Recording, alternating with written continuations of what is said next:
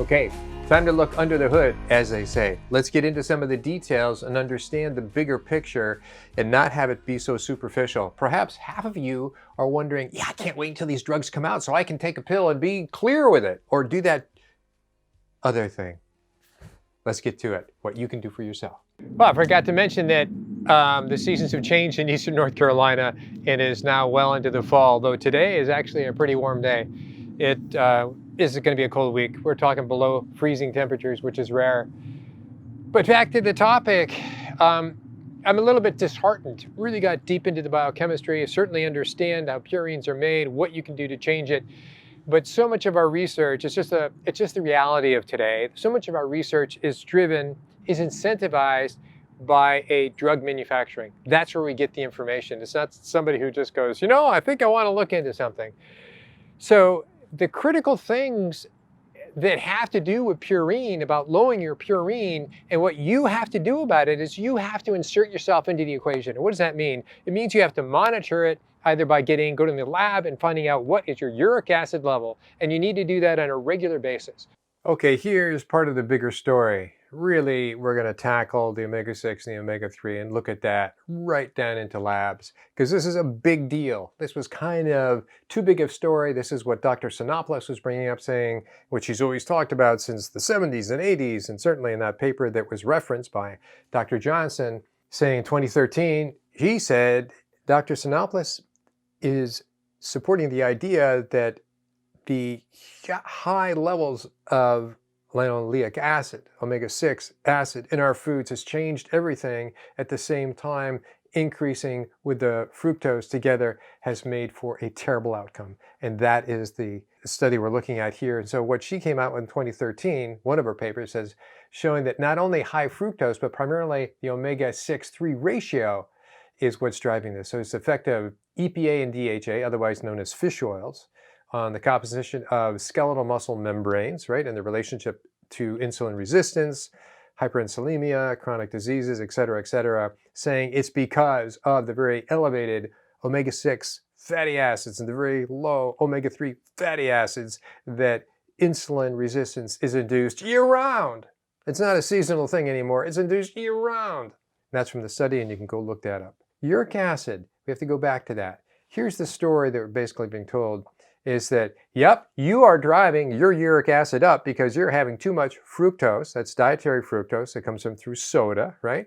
Now, endogenous fructose is from alcohol. Alcohol hits the polyol pathway, gets converted into fructose, and the same sort of story creates more purines, which lead to more uric acid. It also leads to more fat. So there you go. If it's that would be alcoholic fatty liver disease, increased uric acid, increased fat.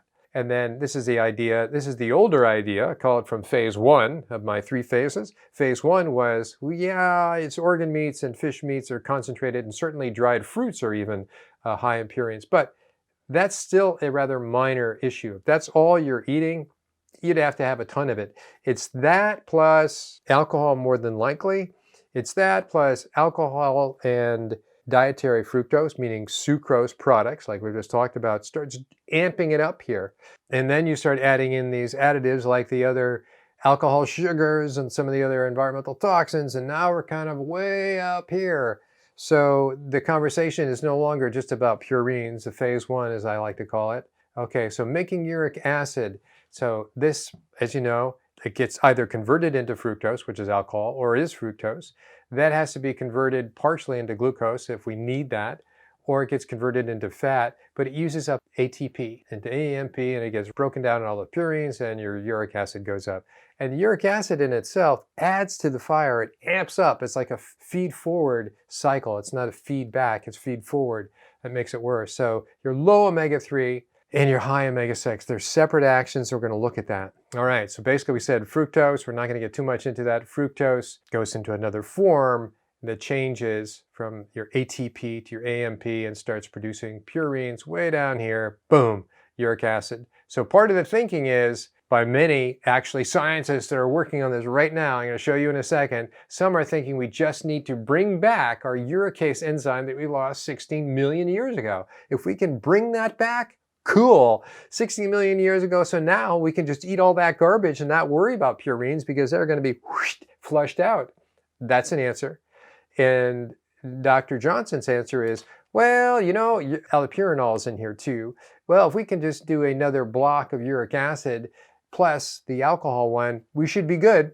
All right, so what does omega-3 do? To the rescue. So when it comes to, this is your kidney, believe it or not, it's your glomerular filtration. And so what happens when everything goes out to the urine, everything goes out 100%, and then it's reabsorbed, and then it goes out again, then it gets reabsorbed. So it's really fine-tuning as it goes along. So there are various receptors, if you will, but what's a famous receptor is omega-3. So if you have your fish oil by supplement or whatever, we'll look into that in a second, is that it tends to block the reabsorption of uric acid. It blocks. So it all goes out and it's blocked. It's kept out there in the urine. So it gets excreted from the body. That's a good thing. So when you're deficient on eating omega-3 rich fish, like our ancestors did for millions of years, or and we're not doing that anymore, or we're just taking a lot of sugar, oops, then that means it gets reabsorbed. So this doesn't have anything to do with the production. This has to do with a limitation, a natural limitation that omega-3 keeps the uric acid from getting reabsorbed. It keeps it out there. Without omega-3, it gets reabsorbed. Like a leaky boat, the water comes into the boat. Okay, here's another picture, and it's also from that study showing that omega-3 fatty acids, these red lines are the ones that inhibit. So there's a number of fatty acids, omega-3s primarily. There's a little bit of arachidonic acid, which is a 6, a little bit there. So all the red inhibit the reabsorption. All the blue, bring it on. So your omega-6, bring it on. Your omega-3 keeps it out. So if your omega-6 to ratio is high, you are reabsorbing uric acid. So we're going to come to lab. So if your omega-6-3 ratio, it's like a knob. It's like a, I'm absorbing uric acid or I'm not. Here we go. Omega-3s decrease uric acid by inhibiting reabsorption.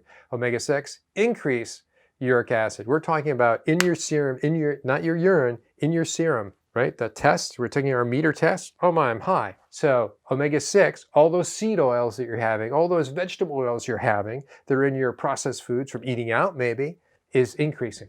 So to find out, they did this study. Does it really make a difference? Seriously. Omega-3, taking fish oil, somebody's not going to have a problem if they take fish oil. So Harvard and Women's Hospital in Boston did this together, and they tested a number of people by giving them fish oil. And what did they show? They said the effect of dietary and supplemental omega-3 fatty acids on the risk of recurrent gout flares. And the answer was, in conclusion, the omega-3 polyunsaturated fatty acid, EPA and DHA, can partially inhibit the reabsorption of uric acid via blocking the transporter I just told you about. Confirmed! Harvard confirmed it. Omega-6, omega-3, I like to look at it this way. It's a little bit, here we're talking about omega-6, comes from seed oils over here. I could have put in soy, and also to an extent arachidonic acid. So this is an animal omega-6. This is a vegetable omega-6. And you need both, by the way. So in the real world, when we eat animal products, in my world, I have a balance of omega-6, arachidonic acid. It's never going to be zero. And I have a balance of omega-3 fatty acids, both from meat and from fish and from supplementing. So they share the same enzymes, by the way. And this is that balance that is necessary. The ideal balance, as Dr. Sinopoulos has talked about in Crete back in the 60s, it was a 1-to-1 ratio. All of their 1-to-1 ratio. You know what we have in the United States now? 25-to-1 ratio. Do you think we have a little problem with inflammation or uric acid or obesity or diet? Yeah, of course. So we have omega-6 pro-inflammatory. These are the names of eicosanoids. Does that help you or not? Omega-6 is just the opposite. It's anti-inflammatory. And they're also called resolvents. It's just really interesting. So here you have supplementation, and you have salmon as a good source of it, also Atlantic chard. So if someone says it's raining outside, and another person says it's dry outside, it's not your job to quote them both. It's your job to go look outside the window and find out which is true. Why do I say that so crudely? It's because your own lab data is your window to your health. And so when people leave posts like, so what do I take for gout?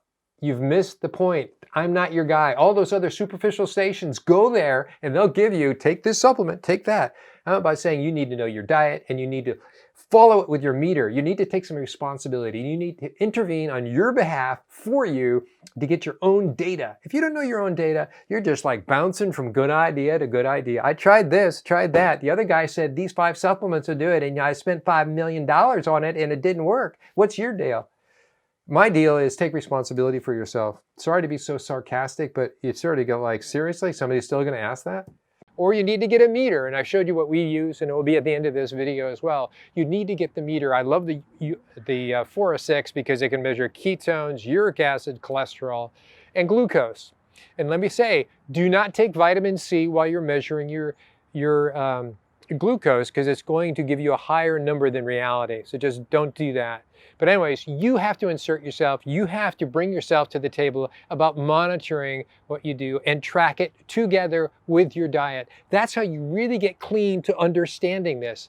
Perhaps you want to just go get this drug that's in the offing, this patent, one of the 2 enzymes that are going to be blocked, and therefore you won't have any of those downstream problems, but you'll have the upstream problems from blocking those things. So when it comes to looking for solutions, it is 99% in what goes through your mouth. Some of it is dietary, right? You're eating the dietary purines, you're eating the dietary fructose, primarily in the form of sucrose, and of all the products that are out there, right? Sugar's in everything. That's what we're calling it. Sugar is in everything. Fruit really has very little to do with it, the actual fruit, the fructose and fructose. So that's minor, pretty much non-existent. And there's a great story behind that too, why that is. But you have to look at these things. I came to this not for some sort of intellectual understanding of what was going on. It's like, how did I get gout or a pseudo gout? It was still kind of vague in between. It's because I had to learn about uric acid, what cranks up uric acid, what is the metabolism of uric acid, which then obviously coupled with metabolic syndrome, which coupled with elevated glucose and so on. So it does go together. These are not isolated pieces of information. There is a holism that goes together, but primarily it comes back to good old-fashioned personal tracking.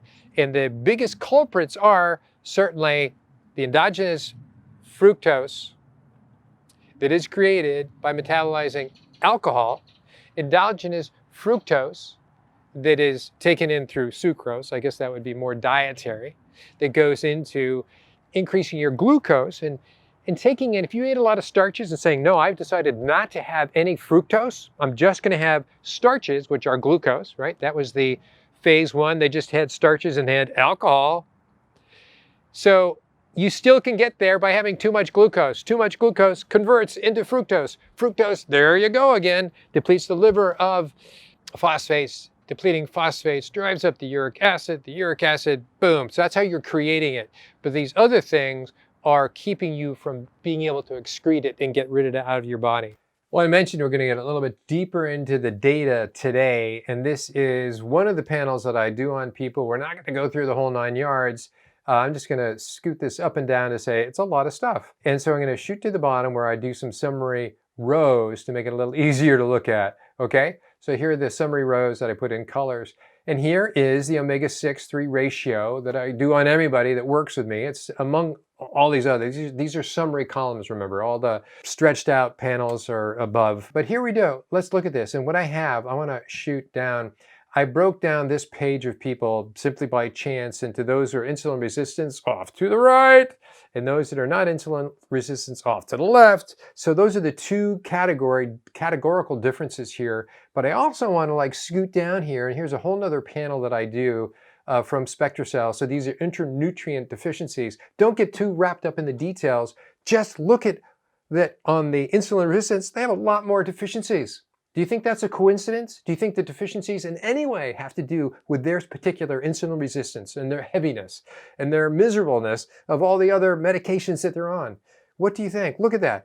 Basically, in just breaking out into 2 groups, regardless of age and gender, all those who are insulin resistant have a lot of deficiencies. Do you think it's diet driven? Do you think it's medication driven? At least notice there's a correlation, a very clear correlation, whereas those that are not insulin resistant, far, far fewer intracellular nutrient deficiencies. Okay, now back up to the regular labs that I'm doing. These are LabCorp. primarily. So look at the ratio. This means omega-6 to 3 ratio. If their 1-to-1 was ideal, for the people I met, anybody who's down to 3-to-1, wonderful. People expect a pat on the back when they're 8-to-1. 8-to-1? Yeah, well, you're not 25-to-1. Okay. Like your parents or your sister, or your brother, or your friends. Good. I'm glad you improved. Go to 1-to-1. Go to 2-to-1. Do whatever you have to do to get there and your life will change. Okay, here we go. So we have, just notice again, generally speaking, you can see the higher numbers are off to the insulin resistance, of course. What this means here now below is called the omega-3, or what they call omega-3 index. That means if you're only looking at the omega-3 EPA and DHA number, and you add that together, so your omega-3 number, if it is high, what it should be is between 8 and 12, and nobody's that high, but that's what the number should be to get you to the 1-to-1 ratio. What this does here, this is now in conventional medicine, they're actually a little bit aware of this, is that if your number's high enough, still not normal, high enough, they will reference your terms of risk of having a heart attack, cardiogenic risk, right? So if it's high enough, these low, this means you have a low risk, means you have a moderately high. That's stupid, huh? So we have, look at 3, 3, 3, 3, 3. Here's 7 and 7. So they have obviously low risks. Over here, it's a very low omega-3, so it's a moderate. Very low omega-3, it's very high. Here's a high omega-3, so it's a moderate risk. Very low omega-3. So it's the ratio and also it's the amount of omega-3, okay? Those two. Western medicine, conventional medicine just looks at omega-3. Almost nobody looks at omega-6-3 ratio outside of Dr. Sinopoulos and many others that are a little more enlightened, if you ask me. Okay, so there's that. But I want to ask you to drop your eye down and just to notice, look, these are the people. We talked about that paper from Dr. Sinopoulos that said it's relative to insulin resistance and so on and so forth. They're high, absolutely. Look at some of those ratios and look how much insulin they have. Insulin here, 20, almost 27, 30, 21, 24, 16. There actually is a kind of a normal number in there, 7.2.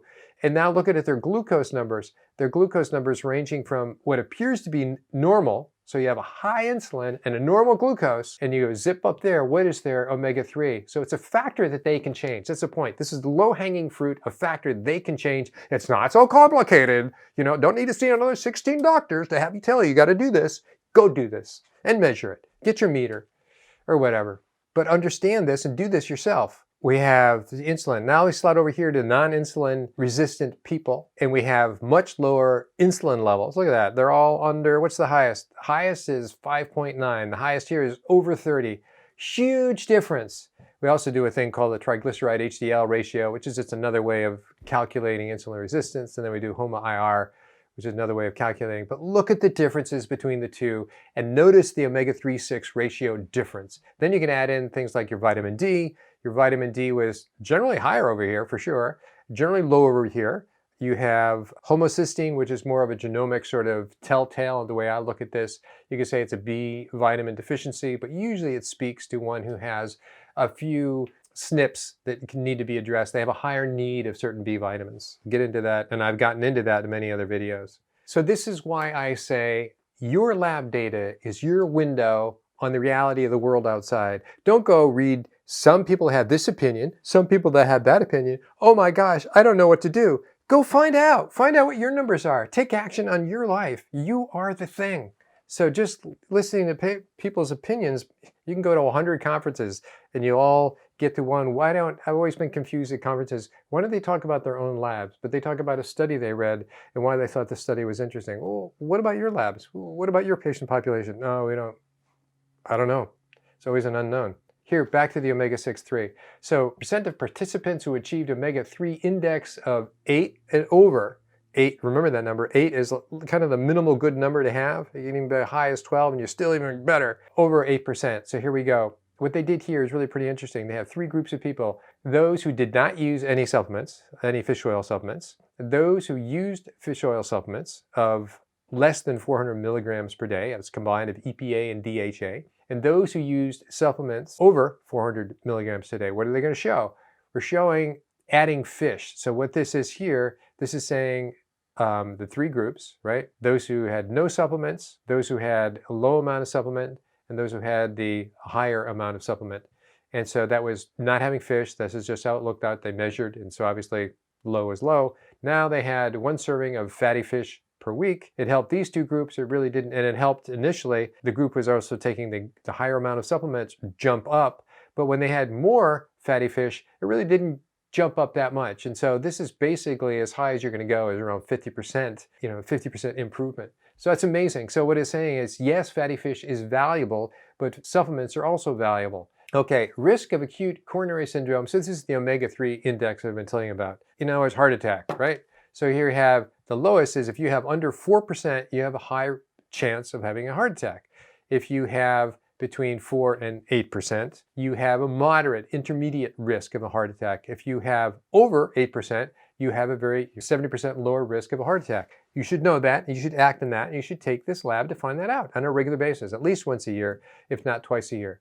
So what should your omega-3/6 ratio be? Here we go. 4%, 8%, 12% is the omega-3 panel, right? That's your percent. Here it is. It's your percent of your EPA-DHA in your membrane of your red blood cell. So the membrane of your red blood cell has a lot of fat in it. The percent of that fat, being EPA omega-3, is measured here. 12% is better, 8% is fine. Here's a lot of studies that have done exactly that, looked at what did they find was bad, intermediate, and better. And so what they, in all these studies, averaged again was 8% was better. Higher is even more so. And so that's 2004. The omega-3 index, when it first became really accepted by many people. All right, here's another lab you can get. You don't need to get this one. People send me their labs when they inadvertently got this lab. So this is a fatty acid profile of all your fatty acids. That's not what we're asking. We're just looking for this ratio down here. So it's pretty. It's a really nice lab to look at. But so, and it still did give us the right information. 18-to-1 ratio. Pretty bad ratio. This person has work to do, even though they bought the more expensive and pretty lab. Linoleic acid, here is a 2016 study. Increase in the omega-6/3 ratio increases the risk of obesity. And here we go. This is from the tissues, from fat tissues. The amount of omega-6 fatty acids in the body, fat, has increased more than 200%, threefold, in the past 50 years. And here is from Dr. Sinopoulos, a paper in 1998, by saying that current ratio then was 17-to-1. Greece prior to 1960 was 1-to-1 ratio we're talking now. Paleolithic was even less than that. And what do we have? There's the UK and other countries. Here's some bad news. That due to the factory farming, and if this is where you're getting your foods, or factory farming, not to the farmer's market or so on, what has happened is the chicken has really zoomed up in terms of being high omega-6 because they feed it soy and corn and seeds. Not seed oils, they give it seeds and it derives the oils.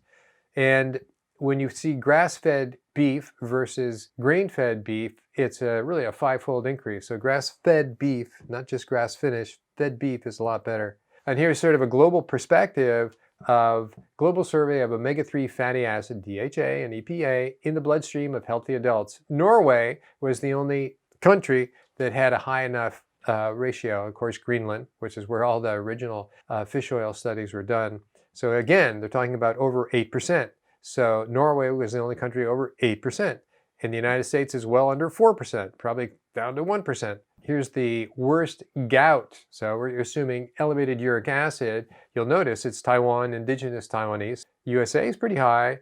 New Zealand, that's the Maori Pacific Islanders. Taiwan, USA, New Zealand, there you go. So it has been shown that high omega-3 and omega-6 ratio leads to reduced risk of subsequent gout attacks. Neutral, no impact. Low omega-3, high omega-6, increase risk of relapse. This changes the traditional approach towards dietary treatment of cases of gout, which recently included recommendations to limit the intake of oily fish. Oops! This means fish rich in omega-3 fatty acids should be consumed. You have to know your numbers. Here's what we do to find out. I did a whole video of going into how we use the Fora 6 meter. What can I say? It is very important. You need to take an effort. You need to buy the meter. You need to buy the strips. And you need to start saying, I'm going to learn how to do this. This isn't advanced math. This isn't calculus. This is you and your finger getting it pricked, writing it down, getting the numbers. The nice thing about Fora 6 is you can do uric acid, which is important. You can do glucose, which is important. You can do ketones, which is really pretty neat. You can even do a glucose ketone index, which is really good if you're fasting. I'll get into that in another video. And you can do cholesterol, should you be interested in that. So you just got to do it. I don't know what to say. There's a whole video though, and the link will be above to that. Go and you'll see exactly what we do. We stretch it out, we talk about it, and you'll see how I do it inappropriately a few times so you know how to do it. Okay, meanwhile, there are other patented approaches to fix the uricase problem. Remember I told you about that? I'm not kidding you now. So they're saying it's not the high fructose corn syrup in our diet, but it's our lack of uricase enzyme. And here's the pitch they want you to believe. Gene therapy is adding back the genes that we lost through evolution. It's not a perfect picture. It's what they call the CRISPR-9, and you've maybe heard about the CRISPR-9. They try to insert a gene and it works for some and not others. But the idea is they're trying to reverse the evolution by adding in the gene that we lost, and therefore we don't need to pay attention to what we eat. We can just eat. So the standard American diet is killing you primarily due to the number of dietary variables that have changed in our diet since World War II. Why is it easier to block a biological pathway with a pharmaceutical drug than to recommend that people stop eating toxic food? Processed foods, high fructose corn syrup, minimal alcohol, alcohol sugars, etc., because no personal effort is required, because no education about diet is required. You don't antagonize the processed food industry. You don't antagonize the factory farming of animals, and that's big in North Carolina, by the way. You don't antagonize the FDA or the pesticide companies for those environmental toxins. And the pharmaceutical companies will love you. You give them one more thing. What you're not being told, which is also true. What was left out because it didn't fit the story is the high omega-6, the low omega-3, the low vitamin D. All these are associated with high uric acid. The antibiotics, what compromises your ability to get rid of it through your gut. And that's well documented. I didn't have time to go into it here. Thank goodness, eh? Alcohol sugars, xylitol, sorbitol. Okay, what conditions are associated with a high omega-6-3 ratio? And this is from Dr. Artemis Sinopoulos, 2003. These are all the conditions, exactly, these are all the conditions that are associated with a high fructose understanding of elevated uric acid. So the omega-6-3 ratio, essential fatty acids, scientific evidence, is actually a book, from a book. Here's what happened. This is the copy of the Senate Committee on Nutrition and Human Needs back in 1977 that rolled out its first multiple nutritional guidelines, which became the catalyst for the ensuing obesity epidemic. They came out with the nutritional guidelines and everybody got fat and demented and had gout. Yeah, great guidelines. There you go. Pretty much what I just showed you. Elevated soy, cottonseed, corn. Oh my gosh. Oils we use in our foods changed a lot. So unless you want to have continued elevated uric acid, which means joint pain, arthritis primarily, we're talking gout, unless you want to have long-term elevated uric acid that leads to dementia, Alzheimer's, long-term uric acid that leads to cardiovascular problems, long-term uric acid that leads to obesity, diabetes, this is a pretty straightforward answer about what you need to do. I would definitely think about fish oil. I would definitely think about how much alcohol you're having and what kind of alcohol. Beer is the most offending, and we'll get into some of those details that I've hit in other videos as well. So my pitch here, my somewhat passionate pitch, is by saying, you now have to say, the good thing is, I can take charge of this. It's not like this cloud of, I don't know what's happening. I just walk around and I feel awful. No, no, no.